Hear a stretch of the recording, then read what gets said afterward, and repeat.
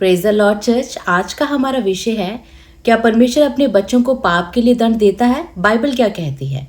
इस विषय में आगे बढ़ने से पहले मैं आप सबको ये बताना चाहती हूँ कि हमने एक व्हाट्सएप चैनल बनाया है और मैं चाहती हूँ कि आप सब हमारे व्हाट्सएप चैनल को ज्वाइन करें। लिंक आपको डिस्क्रिप्शन बॉक्स में मिल जाएगा। चलिए अपने विषय पे आते हैं। बहुत से विश्वासी ये प्रश्न पूछते हैं, यदि मैं प्रभु यीशु में विश्वास करता हूँ तो क्या परमेश्वर मेरे पापों के लिए मुझे दंड देगा? इस प्रश्न का उत्तर समझने के लिए हमें सबसे पहले क्रूस की ओर देखना होगा। बाइबल कहती है कि जो लोग प्रभु यीशु मसीह में हैं, उनके सभी पाप भूतकाल, वर्तमान और भविष्य क्रूस पर न्याय किए जा चुके हैं।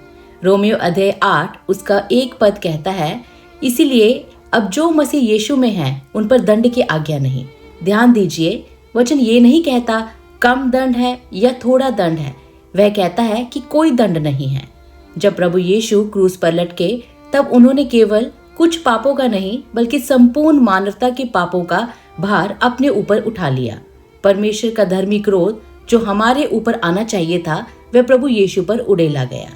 इसीलिए आज जब परमेश्वर अपने बच्चों को देखता है तो वह हमारी असफलताओं को नहीं बल्कि प्रभु यीशु की धार्मिकता को देखता है। हमारे पापों का पूरा दंड प्रभु यीशु ने क्रूस पर अपने ऊपर ले लिया। हमारा अपराध चुका दिया गया है, हमारा न्याय हो चुका है। इसीलिए एक सच्चा विश्वासी कभी भी अनंतकालीन दंड या दोषी ठहराए जाने के भय में नहीं जीता। लेकिन इसका मतलब ये नहीं कि परमेश्वर अपने बच्चों की गलतियों को नजरअंदाज करता है। परमेश्वर न्याय ही नहीं, एक प्रेमी पिता भी है और एक प्रेमी पिता अपने बच्चों को अनुशासन में रखता है। इब्रानियों अध्याय 12 और उसका 7 से 11 पद कहता है, यदि परमेश्वर आपको रोकता है, सुधारता है और वापस अपनी ओर बुलाता है, तो ये उसके क्रोध का नहीं बल्कि उसके पिता के प्रेम का प्रमाण है। क्योंकि ऐसा कौन सा पुत्र है जिसे उसका पिता प्रेम से अनुशासित न करे? आगे वचन कहता है, यदि परमेश्वर हमें अनुशासित नहीं करता तो हम उसके सच्चे पुत्र नहीं ठहरेंगे। यहाँ बाइबल दंड की नहीं बल्कि अनुशासन की बात कर रही है। दंड अपराधी को दिया जाता है, अनुशासन पुत्र को दिया जाता है। दंड न्यायाधीश देता है, अनुशासन पिता देता है। दंड विनाश के लिए होता है, अनुशासन सुधार और पवित्रता के लिए होता है। इसीलिए जब कोई विश्वासी लगातार पाप में चलता है, पश्चाताप नहीं करता और परमेश्वर की चेतावनियों को अनदेखा करता है, तब परमेश्वर प्रेम से उसे सुधारना शुरू करता है। कभी परिस्थितियों के द्वारा, कभी आत्मिक बेचैनी के द्वारा, कभी टूटने और सुधार की प्रक्रिया के द्वारा। क्योंकि परमेश्वर हमें नष्ट नहीं करना चाहता बल्कि हमें प्रभु यीशु के स्वरूप में ढालना चाहता है। भजन संहिता अध्याय 32 में राजा दाऊद बताता है कि जब उन्होंने अपने पाप को छिपाया, तब परमेश्वर का हाथ उन पर भारी रहा। लेकिन जब उन्होंने स्वीकार किया और पश्चाताप किया, तब उन्हें क्षमा और बेहाली मिली। अनुशासन हमें हमारे पाप का एहसास कराता है। अनुशासन हमें पश्चाताप की ओर ले जाता है। अनुशासन हमें पवित्रता की ओर बढ़ाता है। इसी कारण रोमियो अध्याय 12 पद 1 और 2 हमें बताता है कि हम अपने शरीर को जीवित बलिदान करके अपने मन के नए हो जाने के द्वारा बदल जाएं, ताकि परमेश्वर की इच्छा को पहचान सके। लेकिन एक और महत्वपूर्ण सत्य है, परमेश्वर पाप को माफ कर देता है, लेकिन उसके कारण होने वाले परिणाम अक्सर बने रहते हैं।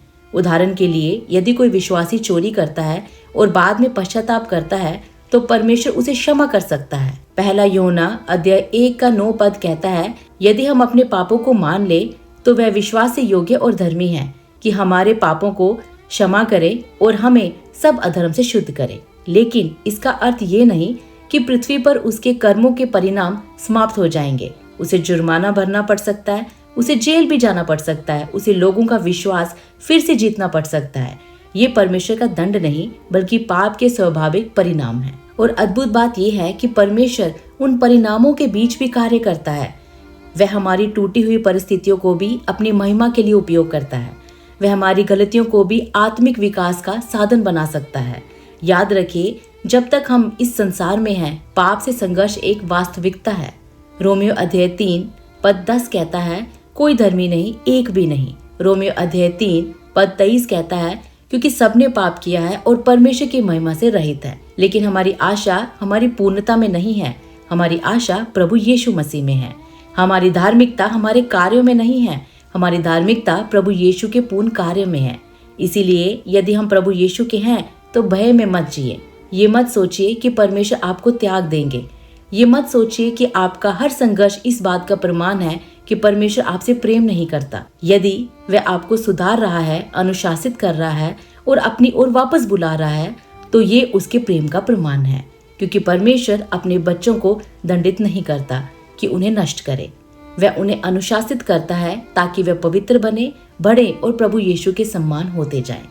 क्रूस पर आपका दंड समाप्त हो चुका है, लेकिन पिता का प्रेम पूर्ण अनुशासन तब तक जारी रहेगा जब तक प्रभु यीशु मसीह आपको अपनी महिमा में पूर्ण नहीं कर देते। आमीन। इसके साथ ही मैं उन सब भाई बहनों को धन्यवाद करती हूँ जो हमारी मिनिस्ट्री को सपोर्ट कर रहे हैं। प्रभु आप सबको आशीष दे। जय मसीह की।